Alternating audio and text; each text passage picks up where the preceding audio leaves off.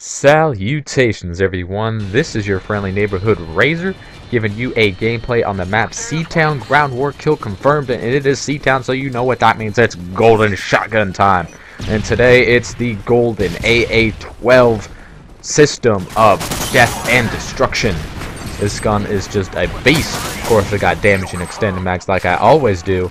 And you see, I'm just going to start rating thin face from the beginning. And I'm going to get my specialist bonus in a matter of 35 seconds because that's just the kind of quality gameplay I love to give my subscribers. Mow these two fools down. Got my blast shield going on. I'm going to shoot this guy in the back for my specialist bonus. And just going to start going to work. Using my typical setup that I always use with this gun or any pistol. It's Scavenger, Hardline, and Steady Aim, with the specialist bonus perks being Sleight of Hand, Assassin, and Blast Shield.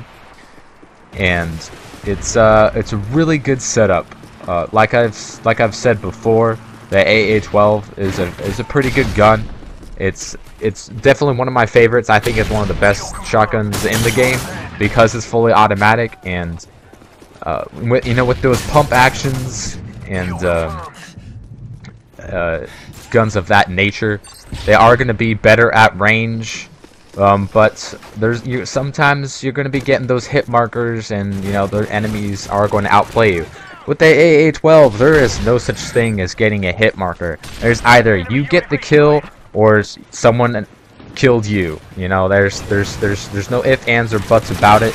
Either you played the gun smart and you got the kill, or you were outmatched by an overpowered gun, or you were camped on, got flanked, or was just at long range. And this shotgun is the worst at range in the game, I believe, and that is definitely one of its major downfalls. The other major downfall this gun has is getting killed by fucking little campers with an L86 in the corner. Just kidding. That's just a super popular setup here on C-Town. People love camping that dark corner and just getting amazing scores for their loyal subscribers, I assume. C-Town is definitely quite a good map for the shotguns, but I don't want you guys to get the idea that this is the only map that you can use shotguns on. There definitely are a couple others. Not to say that there are a lot of shotgun-friendly maps, because that is definitely not the case, because, this is not a shotgun-friendly video game outside of the Striker. And speaking of the Striker, I realize it's a shotgun and it's fun to use, and some people will say it's overpowered, and it definitely feels unfair when you get killed by it at times, but I'm not going to say it's overpowered at all. I just don't like it when you see commentators posting up Striker gameplays and they're talking like they're a shotgunner just because they used a Striker. That is certainly not the case. That's it's definitely the noobiest shotgun out there. Not to say that it's overpowered or anything, but if you ever see anyone using a shotgun, it's typically going to be the Striker because it is the most powerful. And I don't know, that kind of just rubs me the wrong way there.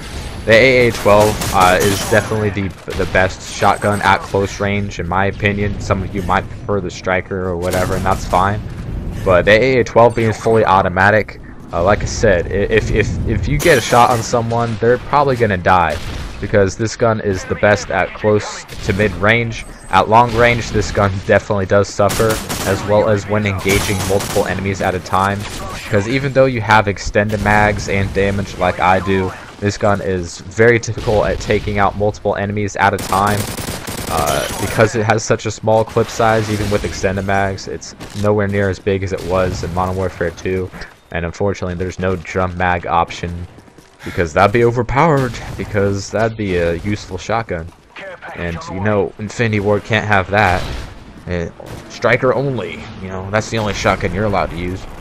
But this gun is still really good, really fun to use, and it's one of the best. It's my highest KD shotgun out there, so go ahead and think about that of what you will.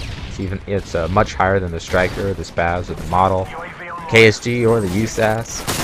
But this is a very fun gun to use, very useful in close quarters, so if you want to use overkill with a shotgun, this is definitely a really good one to use. If you want to use a striker, you know, go ahead, but when it comes to close range, the AA-12's firepower is unparalleled.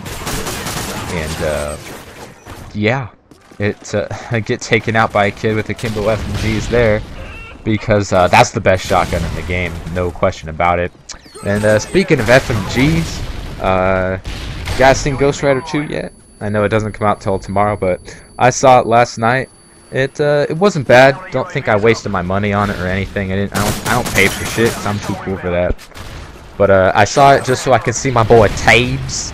If you didn't know, Tabe makes a cameo in that movie about 20 or 25 minutes in.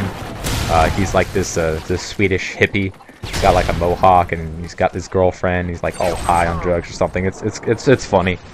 And no, he does not say "what up, dog" or "to the face of the face" or something cool like that. But it's pretty nice that he was in the game or in the movie. And I'm sure it's gonna get at least a couple of people to go ahead and watch the game. And the reason I bring up the FMG9 is because Tabe's van gets taken by a bad guy who's got this FMG9. He didn't have an akimbo, so I think Tabe could have quickscoped him pretty easily. But yeah, I saw the FMG9 for the first time in a movie that I can recall. And you know, your gun knowledge is definitely helped out by Call of Duty, because I was able to recognize pretty much every gun in the game. You know, there's a Magnum, of course. There was a Glock. It wasn't fully auto. It's just regular Glock pistol. There was a couple of P90s in there. There was a Mac 11 that Ghost Rider absorbs and then fires back at somebody, which is awesome. There's a suppressed mini Uzi. There's M16. There's a couple of AUGs, AK-74U. I think there's an intervention in the game.